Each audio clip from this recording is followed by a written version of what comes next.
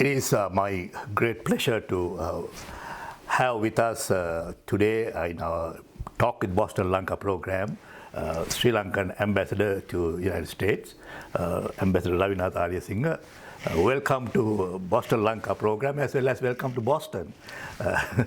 Well, thank you very much, Chitral. It's a great pleasure to be meeting you in person after some time and to be appearing on your program, which I know keeps the Sri Lankan community across the United States and is also watched beyond that together. And thanks for the contribution you make to Sri Lankan media through that effort, particularly in the expatriate community. Yeah, you're welcome, Ambassador.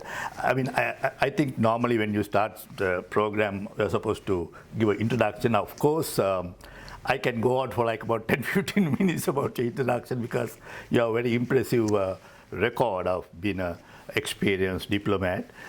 Just to say that I think you are the most senior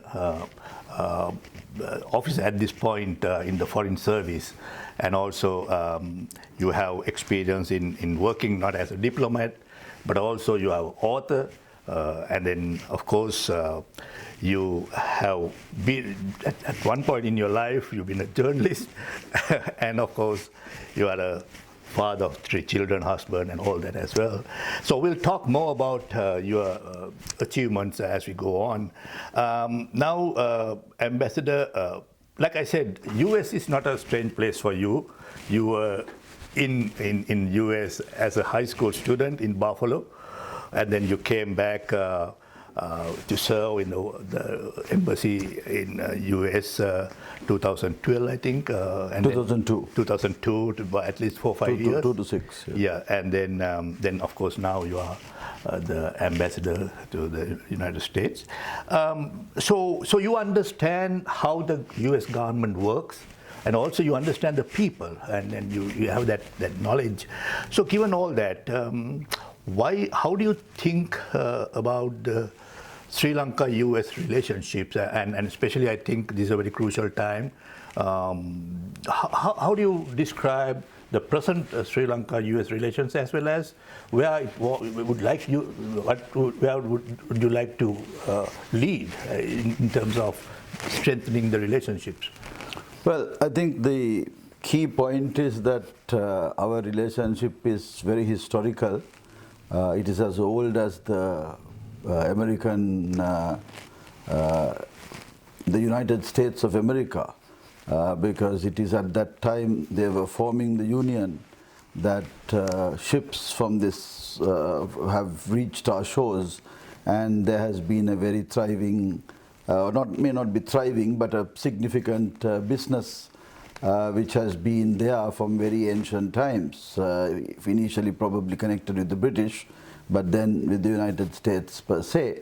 So what we are looking at is a relationship which I would say today is multifaceted. It's come a long way since Christian missionaries helped set up schools in the north in Sri Lanka, and Colonel Henry Steele Olcott came and contributed to the revival of Buddhism and set up theosophical schools in the southern parts and the central hills of Sri Lanka. Today's relationship, when I say is multifaceted, very often we only look at the political dimension in it, and we will come to that. Yeah. But what I think is, and that has been based, the political relationship has essentially been based in the founding that Sri Lanka is the oldest democracy in our part of the world, and the US has been regarded a bastion of democracy. We have had a lot of, through that we have had a relationship. We also have a relationship on our economics, because Sri Lanka was again since 1977 a very liberal market economy, the first to embrace that vision in that time. We also have, in a socio-cultural economic sense, being a country which has paid a lot of attention to our medical, primary health care and medicine, which are values which are based, and education, which are values which are cherished in both countries. So therefore, this has been the bedrock, if you like. And on the economic side, if we particularly look at 25% of our exports come to the United States. Apparel products mainly, about 75% of that, and the remainder different other sectors. And this is something which I see a lot of potential to, while improving our apparel exports to the US, and particularly in terms of quality, to also diversify the export basket and get the benefit of GSP, which is offered by this country. Apparel does not get GSP, but it's only the other 25 which gets GSP, rubber and tea and some of the other products. So our net income could be increased by increasing the quantum of the other products coming to the US, which is something which we are working very closely right now on trying to fix, encouraging people, exporters in Sri Lanka, to look at the market here as a potential in sending goods which will benefit from GSP. And then on the political side, there have been sometimes periods when relations have flourished in a particular way, and sometimes where things have stood in the way. One must remember that the United States did help Sri Lanka during the conflict, probably didn't give arms and weapons because of the various laws which prohibited that, but their intelligence was particularly significant, and most memorably we'll remember the intelligence the US gave that helped destroy that flotilla of about 4 big, not a flotilla, but a big, some big vessels which were carrying arms during the last phase of the conflict. So, and also even to this date, one of the most connecting aspects of our relationship is the fact that defense cooperation has been very significant, and our training and our collaboration, and particularly intelligence. This came to head again when the Easter Sunday bombings took place, and the US helped by sending FBI experts and all, and some of the connections we made to the wider network of terrorist group at the time was through that help and assistance, which is continuing, and they have in fact already charged 3 of the people involved in the Easter Sunday bombings, and that case is coming up. So you see that, and if you go back and look at even on the LTT, in 1997 they were the first Western country to proscribe the LTT, and followed it up in 2007 when they also proscribed the TRO and a few other front organizations. So the US has been very much with us in the effort of controlling and nabbing and helping in defeating terrorism.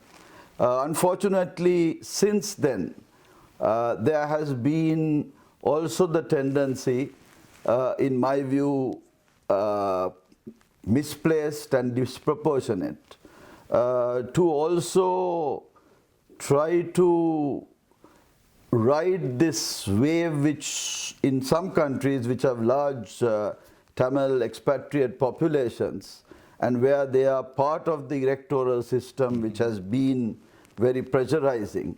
The US also from time to time have been very much party to this, and bringing what I might call disproportionate pressure on Sri Lanka, sometimes thinking that it is going to help, but actually in reality hurting, and hurting not only the Sri Lanka in trying to reconcile and move on, but also that being perceived in Colombo and in the countryside as something which is unhelpful to Sri Lanka at this point.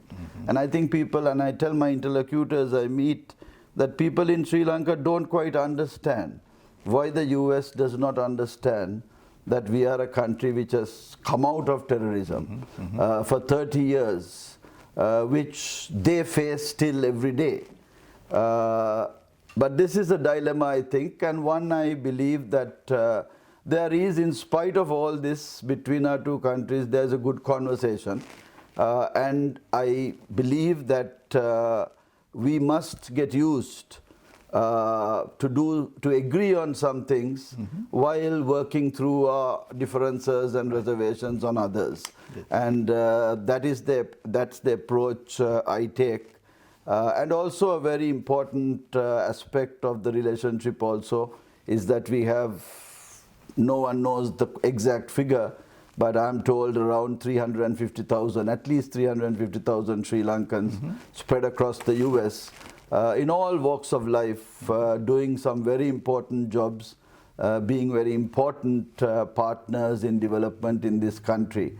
And I think that is a very important connection, and that's something since this time I came back in to the US as ambassador, I have been trying to network, build a network of these folks, just not the ones whom we are close to in Washington area or the New York or the Los Angeles area, but we have developed what I have called the Overseas Sri Lankans Network, which today we had the first meeting on the 31st of January this year, having people from 27 states. In March 15th, we had a meeting having people from all the 50 states. There's so far about 500 people who have come to us through those who have been involved with things, those whom people have introduced. It's not by application, but more by trying to find who are the folks who are working and interested in strengthening the relationship. And we have gone on 3 pillars, one of political advocacy, the second on economic empowerment, the third on socio-cultural engagement, and also some cross-cutting areas which we could talk about. But I see that as something which the embassy can do, is going to put a lot of effort in parallel with the diplomatic exercise, because I feel that we have not sufficiently engaged our community in spreading the message and carrying it forward. And I believe that this Overseas Sri Lankan Network, which the Mission Embassy has now put in place, has the potential of doing that and creating an awareness, correcting misperceptions, increasing economic collaboration, and continuing the socio-cultural elements, which I think the community has been doing fantastically, but in little pockets. What we want to make clear is that it is to make it more inclusive. And this New Year, for Sinhala and Tamil New Year, we are trying to go online, and we are thankful to your station for joining us in that endeavor, so that we celebrate Sinhala and Tamil New Year as one across the United States, and not only with the Sinhalese and the Tamils, but also involving the other communities, because in Sri Lanka we don't know what we are when we celebrate New Year. We do it together. That's the idea we are doing. That's true. So let's talk a little bit more later at the Sri Lankan Overseas Network. And also I'm happy that you talk about this engagement US and Sri Lanka is having, because obviously, good friends talk not only good stuff, but also difficult things also. And also, sometimes like some people forget the contribution US has made, especially during the war. Like you said, I remember FBI, I think, dubbed LTTE as the most ruthless terrorist organization. That was in 2008, just Right. before we defeated them. Exactly, exactly. So let me get now. I know you were at one point spokesperson for the foreign ministry. This is during the height of the war. Now it's a post-war. Really, we are getting into a peacetime. Now you are a diplomat. How would you see your role in a ambassador, as an ambassador in a peacetime, and not like during the war? Obviously, there's some kind of difference. How would you see your role? Well, the real difference is that then when we were talking, people were dying. Today when we are talking, nobody is dying. That's the simple difference. And from our perspective, that is a good thing. But I do understand that there are questions people have, and it's not as easy as, with the LTT around, there was a good guy and a bad guy. There were people to pounce on. Now it's more nuanced. And I think also today, if I may, this is my sense from the places I have sat, particularly being in Geneva for 5.5 years, that Sri Lanka's human rights so-called problem is not necessarily a human rights problem. There is a human rights element to it, and I'm not dismissive of that. But it is also a problem of trying to experiment with how you do things, to see how much you push, how much you can push. It also is trying to balance off strategic interests. Sometimes we get caught between big power rivalry, and our human rights problem becomes the pawn in that game, which necessarily is not about us, but is trying to push us in directions. Then also it has also become one of egos, whether it is of people or about people outside who've got a bee in their bonnet, made their whole mandate to try to do something about Sri Lanka, and to, you see them come out of the woodwork from time to time on special occasions. But all that has complicated the situation.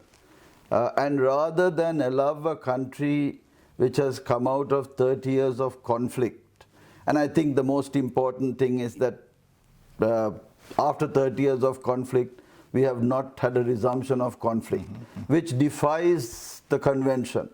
Very often, I think it's Collier who talked about that in 5 years after a conflict, that there is a resumption of conflict. So we've got not just that we ended a conflict successfully, militarily, but we have also been able to prevent a recurrence of conflict. And today, that I think is the significant thing. And now how do we continue to keep that status is what is important. And I think the right thinking folks, irrespective of community, understands that that is the important thing to do. So I think the challenge today is I see different strands of issues Sri Lanka faces out. One is something where there are some remaining lingering issues, concerns if you like, right or wrong. And those have to be dealt with by explaining, by addressing them. Now this time's difference of opinion in Geneva was very largely one of the Sri Lanka government saying external forces, hybrid courts, which 30/1 resolution suggested were not practical, are wrong, are unconstitutional. This is how far we can go to, and that is a domestic mechanism, and placed the COI framework, very well structured one on the table. And having a Human Rights Council or a High Commissioner saying, no, no, no, that's not right. When for 5 years, the earlier one was on the book, but nothing happened. Not even a concept note was developed on this so-called hybrid court, Resolution 30/1, promised to create. Not even a shred of paper was there on a truth commission which that resolution promised to create. But nevertheless, there was no noise. Nobody complained about that. Right.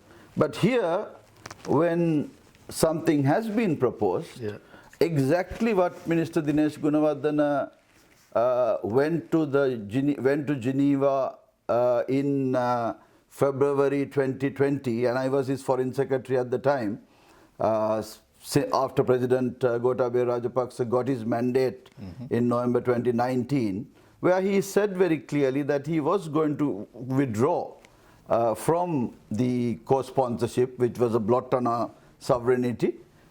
And we presented something on the table in March 2020. And by March 2021, we have operationalized that. Maybe COVID was there and it didn't move as fast as one would have liked to. But it is unfortunate that the Human Rights Council, rather than say, okay, at least now for the first time we have something on paper and something operationalized, gazetted, and that's the big point in our system.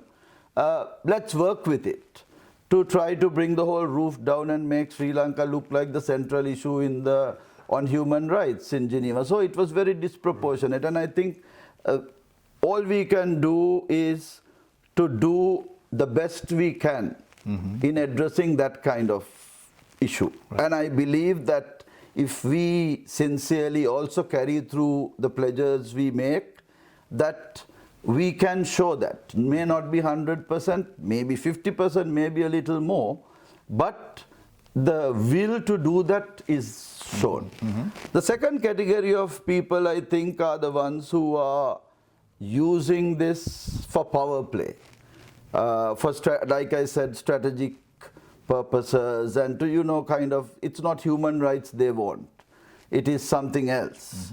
And I think you got to look at them with the cynicism which they approach the subject and call them out and make your choices. Because Sri Lanka has made very clear that we are not going to be part of a zero-sum game.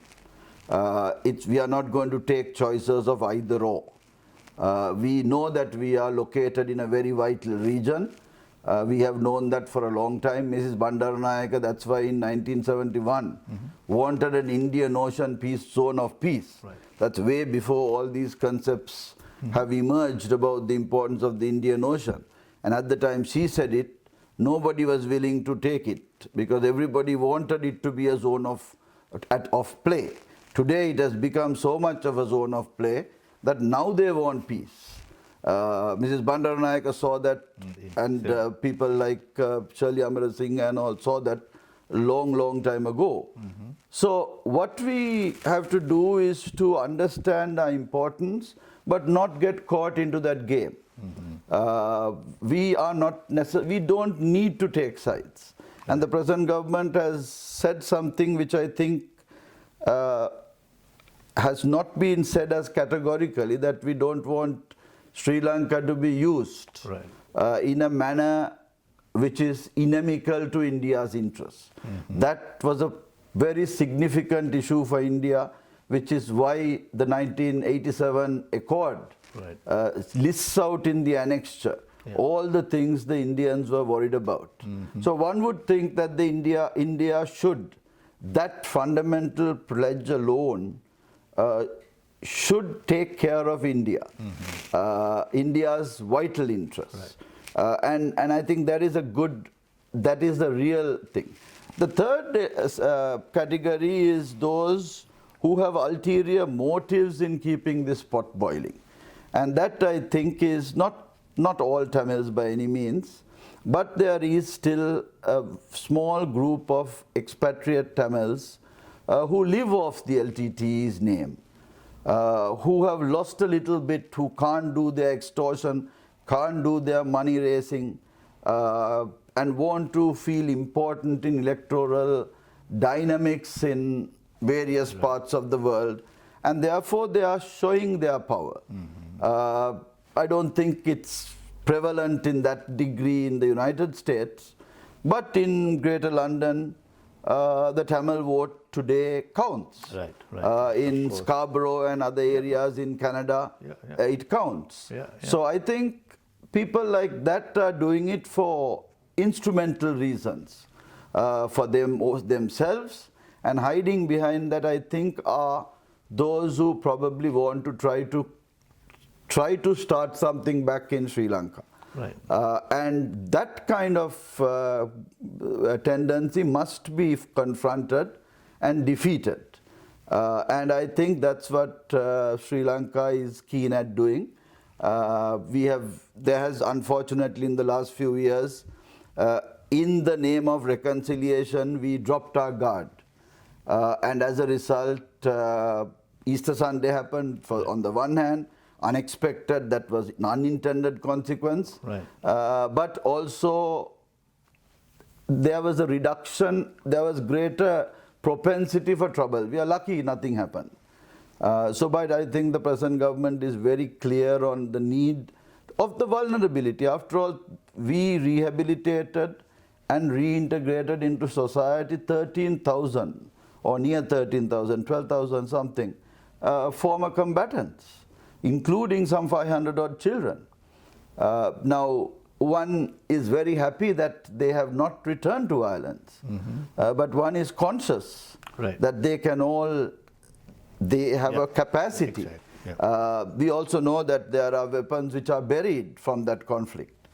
Hopefully they will be not able to use it, be misused. Still we are burying out things. So we have to guard against that third category, which is doing this for instrumental reasons, either to empower themselves in the countries they are in, or to create trouble back home, and we have to guard against this. So I think the present day, what we are facing, it's as important today, fighting on these issues, where possible addressing them, where it is cynical design to confront it in the same way, and also where it is dangerous to deal with it with full force. Ambassador, I'm a little curious now. I know you joined the Sri Lankan Foreign Service in 1988, and that time, before that, you were at Lake House and also in Rupawahini. That Rupawahini was just beginning their work. I mean, there's a lot of potential for you at that, and could have gone very far in the media field. But then you decided to join Sri Lankan Force. What made you decide to do that? Well, two things. First, my reputation in Rupawahini was as a television journalist. And we had hoped that we could go on and on doing that and, be, anchors who were going to produce news and bring news. But it very soon happened, became clear that to go up the ladder, you had to stop being a journalist and then get into the management side of things. So that was no fun, sitting behind a desk when after you had been, reporting from every place in the country, and also having covered President Jayawardena and other leaders and traveling with them. I had the opportunity also of interviewing people, and I think that was the thrill of being in journalism, to make a difference.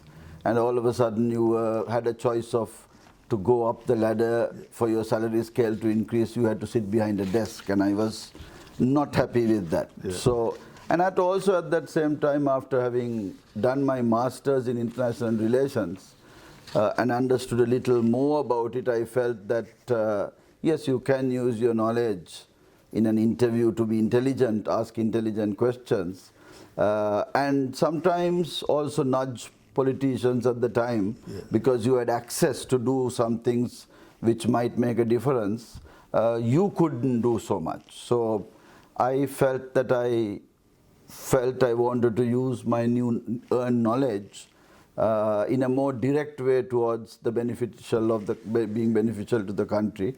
And the Foreign Service exams opened up at that time. I applied, and I applied, sat, and I got selected. So in 88, I moved. We applied in 87 and we started in 88. So I thought I could come in, and I think it to some extent today you have been able to, in some way, not just sit at the ringside in world affairs and Sri Lanka's foreign policy, which we also did as journalists a little further away, but sitting very much close, but also to try to, in some way, at least to give a take, make a difference, and shift the course of history, at least to challenge it, even if not always successfully. And I think that was the rationale. Good. So let me, you talk a little bit about these human rights resolutions and all that, but let me get back to you again, because you were the permanent representative at the UN in Geneva, and also Council General for Switzerland from 2012 to 2018. So you know the mechanism of UN HR Council, how it works and all that. So at the same time, I want to ask you, because Sri Lanka was able to at one point even defeat these resolutions against Sri Lanka, and then started losing some votes, losing some countries at least. What happened this year? Why we lost that badly, if I say so? No, it is, the resolutions you must look at is not only the vote, it is also the content of the resolution. And I think the Human Rights Council is stacked in such a way where it is very difficult for a country like Sri Lanka to win a vote when the group of countries which have generally dictated terms there, really decide to go for you. So the trick is really to prevent it going there. But once they get Sri Lanka be in their bonnet and want to come after you, then you have to play defense. And I think that is what we have been doing. And it is important that there are certain countries who believe that interference in internal affairs, trying to dictate terms to countries, country resolutions. There are a lot of fundamental premises which the Human Rights Council was not supposed to do, which the former Human Rights Commission was not doing properly, and that is why the Council was necessary. Now the Council is doing it as well. And leverage and patronage has become a much greater in the Human Rights Council today. So countries, whether if you're an African country, a Latin American country, or an Asian country, I'm talking about the global south, these votes mean a connection to something you can lose by not giving a vote. So in a way, your Human Rights Council seat is an opportunity to leverage your vote with the powers that be. And then the question comes, what can you get out of it? So I think, it must not be seen as, every vote is not, most votes don't go on the basis of right and wrong. It's a power play. Right. And that is, and the 14 countries abstaining on Sri Lanka was is interesting because that shows that not taking a choice in the Human Rights Council is also taking a choice. Not to vote for a resolution is very important because you might earn the wrath of those who wanted you to vote for that. And it is also in some way showing some sympathy for the side which is losing, but nevertheless having some principle about how far you would go and not go. So I think you have to read that in a very nuanced way. But the Human Rights Council to me is simply, today it has become so politicized and absurdly so.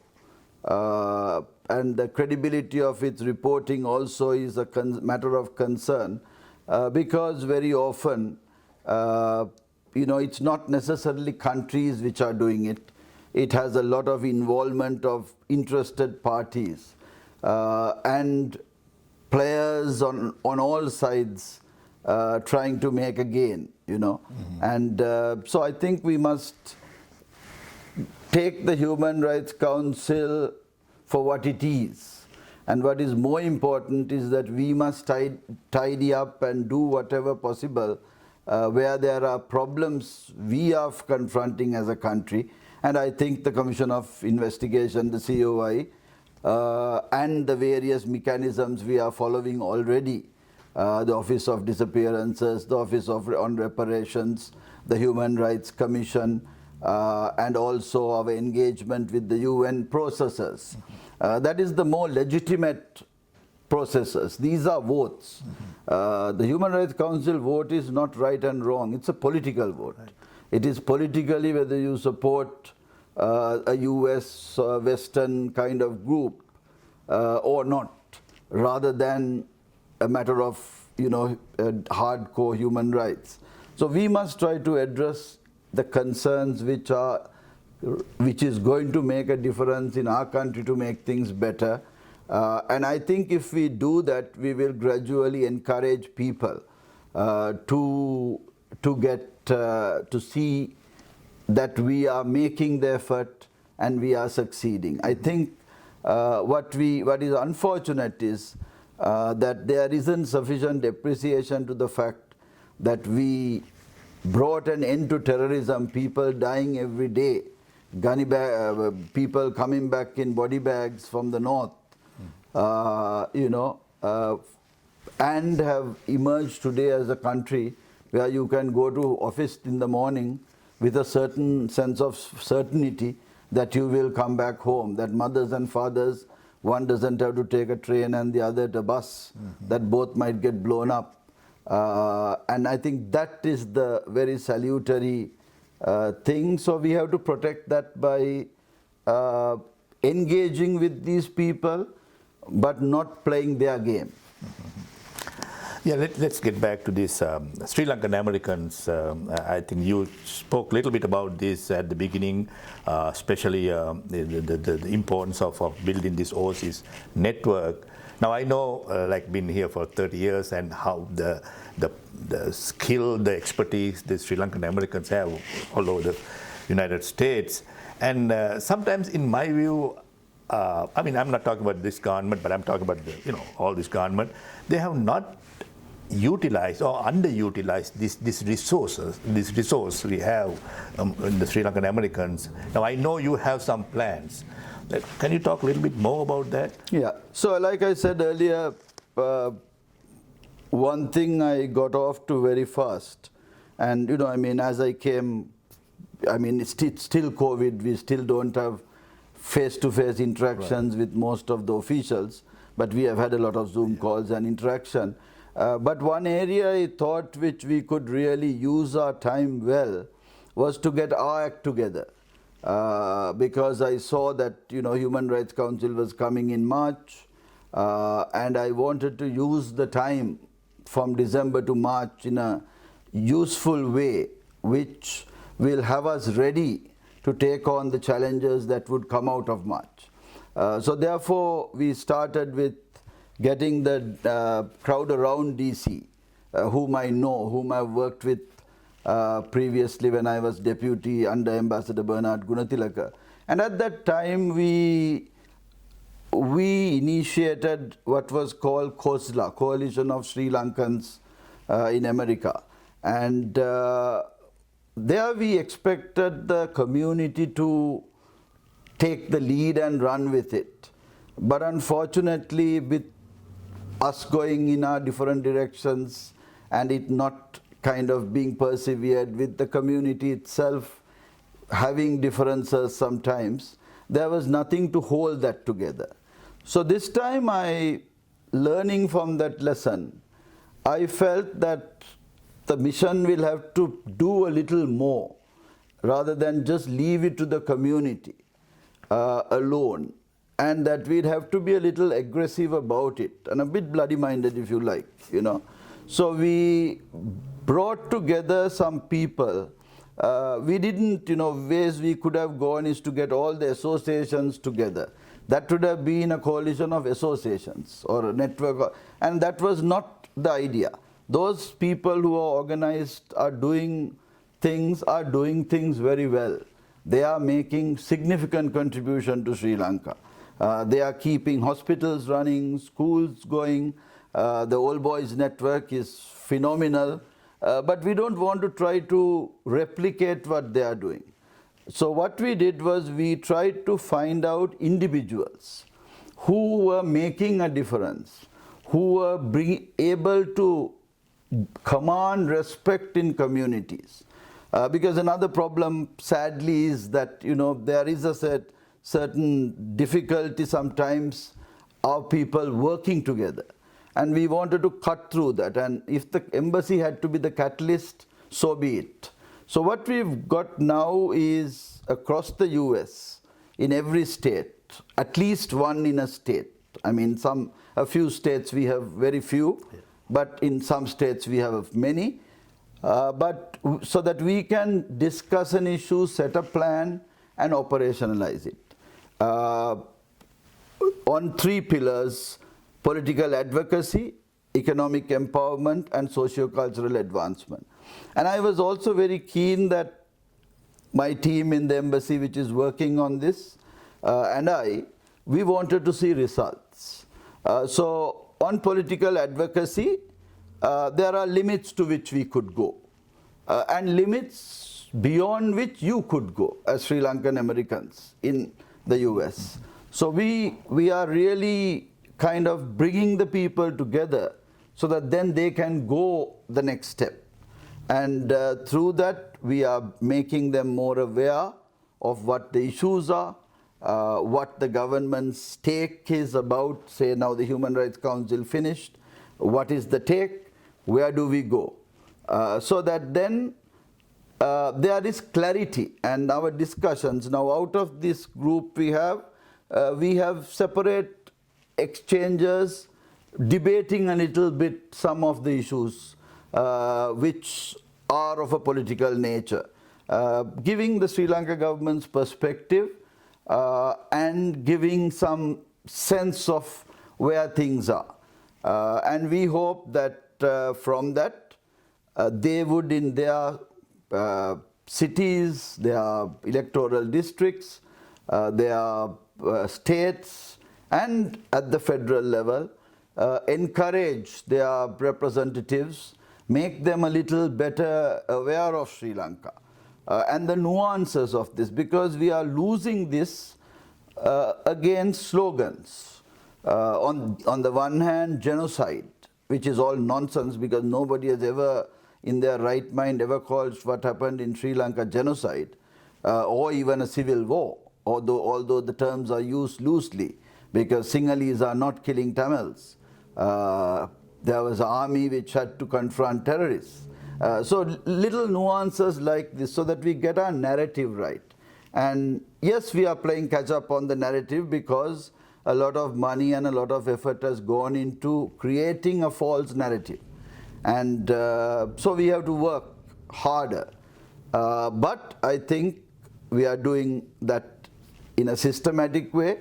And I hope that over time, the community, once they know each other, you see, today you in Boston don't quite necessarily know the people in Colorado who are doing this kind of thing. What this network is doing is they are bringing you to a table. Once you bring to a table, you understand the strengths and weaknesses of each other and collaborate, something which the LTT figured out 50 years ago. and have done it very well. So I think we need to try to come together in an intelligent way, not just slogans, but in real tangible facts, because after all, congressmen, senators, and their staff are interested in facts as well. So they wouldn't want to be caught napping on a fact, and to point out that they are off base and wrong, also you need knowledge to confront them. And I think that's the kind of input which our political advocacy engagement through the Overseas Sri Lankan Network is doing. And we call it Overseas Sri Lankans and not Sri Lankan Americans, so that Overseas Sri Lankans includes the university student, the short-term visitor, and everybody. That's an important terminology we used. On economic advancement, I found that there are a lot of people from the Sri Lanka community doing business in this country. And a lot of people in Sri Lanka, particularly SMEs, wanting to do business, but didn't quite know how to do it. They didn't know the bottlenecks. Now, for instance, one simple thing. Last year has been all about online marketing. And when our exporters see the prices online and the price it is bought at in Sri Lanka to put online, they are totally cheesed off because it's 3 times more. Right. But they don't understand the advertising, the storage, all that which goes in. So therefore, rather than selling it a little less maybe, but selling it nevertheless and making a name for themselves and then being reliable customers, they don't take those leaps. There are people of the Sri Lanka community here who are doing business, who know those ways, who know how to cut some of those corners. So what we are doing through the economic empowerment is, and now this again, is we have, through this network, through hearing them, I mean, I've had about 16 state level, some states we combine, and sometimes going on for 3-4 hours. So in that, we are able to, myself and my colleagues in the mission, to try to figure out who's talking sense. And now we have been able to do at least 2 events on economic empowerment. One connecting there is something called the Chamber of Exporters in Sri Lanka, which is mostly SMEs. Now we put them in touch with about 10 or 12 of the prominent people we found. When prominent, I don't mean that they have large businesses, but who are prominent in terms of their thinking, their deep-seatedness ideas. And we put them together in interaction, and it was very interesting to see the sharing and the eagerness to learn. And also the people in the US are keen to try to have businesses back home as well, to utilize it with family and friends.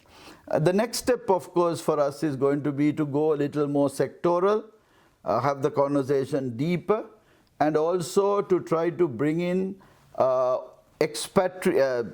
non-Sri Lankan origin folks into this. And that is one of the cross-cutting areas we added into other than the 3, which is to try to develop a Friends of Sri Lanka group who are non-Sri Lankan origin, but who are as good as Sri Lankan origin because they have a very empathetic understanding, right. Either from doing business, traveling to, having host children, doing adopting, lots of connections, Right. So therefore, that element I think has taken off, and that is I would say thriving, because there is a profit motive also there. If that is the one area where you can see a difference in people's earnings will go up. And another one we did there, which was very interesting, which was with SLASCOM. SLASCOM is the IT chamber, if you like, in Sri Lanka. They, despite having virtuosas and 1 or 2 other prominent Sri Lankan firms starting, all which unfortunately now have been either bought over or put on the market, and are sending our best IT folks here, there is very little traction. You know, most of the orders which are going to India or to other countries, and we want to try to encourage them. So the SLASCOM has recently started a global referral program where any Sri Lankan abroad or anybody who can connect business to a company of the SLASCOM members will get 10% of the profit. Very tangible thing. Now what we did was we connected SLASCOM with some of the IT folks here, and by no means all the IT folks, but in that group of people we connected, we have one person who is like a vice president, a very senior person in Microsoft. We had people who were very involved in Virtusa, in its founding. We had people who are into even things like gaming, which uses a lot of software tools. And their take is very interesting to people home, because it's like a friend telling you, mehema karanda, arahema karanda, arakara karanda mehema. You know, I mean, so it has a different dialogue, you know. And I found also the people here, while they are very keen and conscious that they have had free education, they have benefited from Sri Lanka. Some probably have, you know, come and stayed on here. A dilemma I always have when I talk to some of these people of why aren't you in Sri Lanka trying to improve things there, you know. But I understand it, you know, they came for whatever reason and they are here. But this provides them an avenue to give back. And I have told in mentoring, don't only mentor people to come here to do PhDs, mentor people doing PhDs there as well, you know. So I think, and in the Sri Lankan side, there is a yearning to learn cutting edge stuff. And if you here can give it to people there, then on the economic empowerment side, it's a very good exchange. And I think that, you see, once you bring these people together, they will take off. And that's what the intention is. It's not to kind of hold on to these people. A network is that you network them and then things will happen. And that's exactly the idea. The third element is socio-cultural empowerment. And here, we are not trying to get into things like, you know, donations to this place or that place, doing a cultural show here and there. That is happening perfectly. COVID has prevented things a little bit, but that's happening. What we want to do is to make people across the United States of Sri Lankan origin understand the mutuality of interest, the strength of collectively working. You know, rather than have 5 associations in one city, if we have one strong one, that will be so much stronger. And at least if those 5 can work together and be seen to be working together, that is the second best, but still better than 5 people setting dates which clash with each other's dates and commanding and forcing people in the community to break up and support one or the other. So we are working in a very concerted way, I would say in a delicate way, to try to bring people, not taking sides, not getting into their issues, staying away from that kind of stuff, but also using our command position as a mission. And many of these people, one way or another, I have interacted with them at some point, and I'm taking the advantage of them knowing me and trying to bring them along a journey. And I hope that together also with the Friends of Sri Lanka, that we can build that Sri Lanka conscious community in the United States, which doesn't have to agree on everything, which can say, no, I don't agree with that part, but still I agree with the other part, and can work in a non-political, non-racial way coming in where you can, leaning back where you want to, but nevertheless making that little add-on which makes a difference to Sri Lanka. And the embassy, to me, is one which has to play its role as a catalyst. We lead at times, we follow at times, but most of the time we must be a catalyst of bringing these people together and putting them together, stepping in when we find that something is necessary.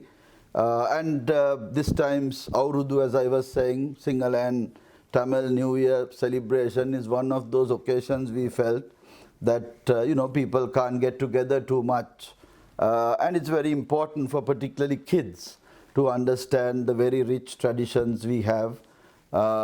We were brought up when we were kids. We only enjoyed the eating, drinking part at the time. But I think, when you go back and look at that every New Year, you went to see your grandparents wherever they were, was a big deal. Right. In this country, Thanksgiving becomes like that.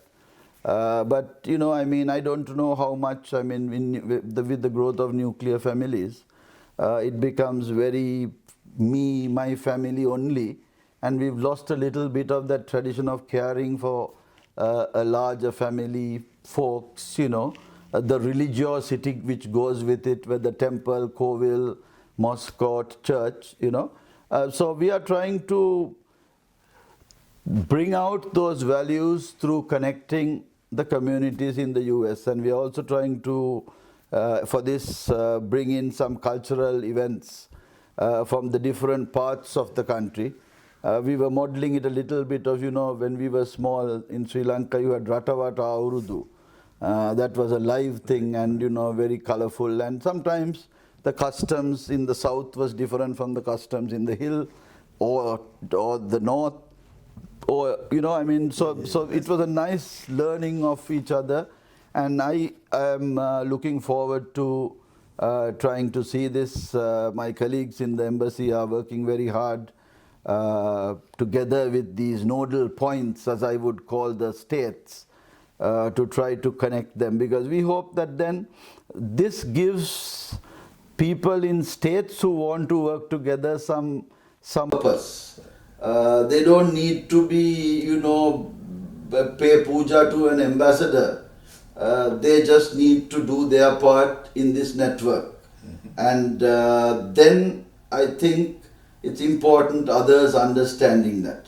Another aspect which we are trying to do is to revive two very important things. One is there was a US Sri Lanka Business Council which was formed in 2009, has gone defunct in 2011, and that body is something we are trying to revive. We've had some initial discussions with the office bearers who were last there, and hopefully that will come together. That will connect the points across the US who are interested in doing business, because in addition to the embassy lobbying, it is important that there are interest groups which lobby. And I think that will be something which will be helpful, just as much as the political networking. Well, we covered a lot of areas, and of course we could have gone on and can cover more areas, but obviously you have limited time also, and there's a limit we can do. Just one last thing before we finish the interview, Ambassador. If you want to address the Sri Lankan American community direct, what would you like to say briefly? First, that each time I talk to these groups, I'm very thankful and admire all what they have done in their personal capacities. It's a delight to understand people who have come into a new country and made this country their home, and how they have done very well. I have also been appreciative of what they have given to Sri Lanka in different ways. All I ask of them now is to be more targeted in approaching some of the challenges which we face, because as much as an embassy, each of you, how you do things, how you conduct yourself, how you talk about your country, you are as much ambassadors as I am. Each time you do something which makes a difference to Sri Lanka. And that's my plea, that all of you think a little more. I think sometimes these happen consciously, sometimes unconsciously, but to think a little more of what can I give back, because all of us have had a good free education. Maybe our kids, your kids who are here understand it, don't understand it, but I think it is important that the roots they have come from, the difficulty through some have emerged to be where they are, is fully appreciated, because it is in that the binding to things back home remains. And otherwise, I think if we forget that past, we forget a lot. And also, I think the embassy is keen to provide opportunities to do that, whether it is through interning in the embassy, whether it is in connecting you with people who might be able to help you, get an internship or something back in Sri Lanka so that you get a little more empowered. We are trying to see whether we can find some way of doing that in a more concretized manner.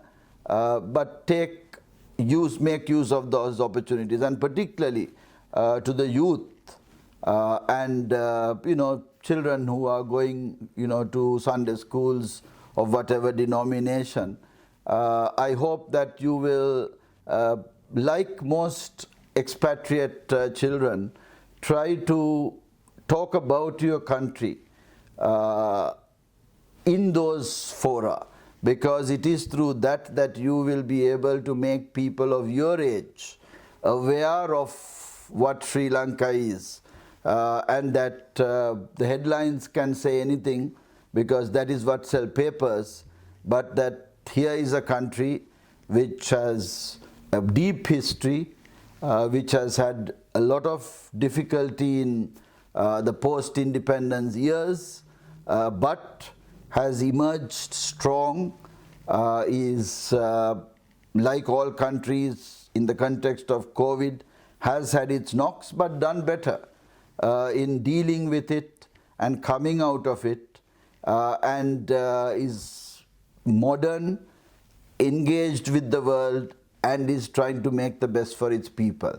You out here, it's important that you stay connected and you contribute your might in making that process even better.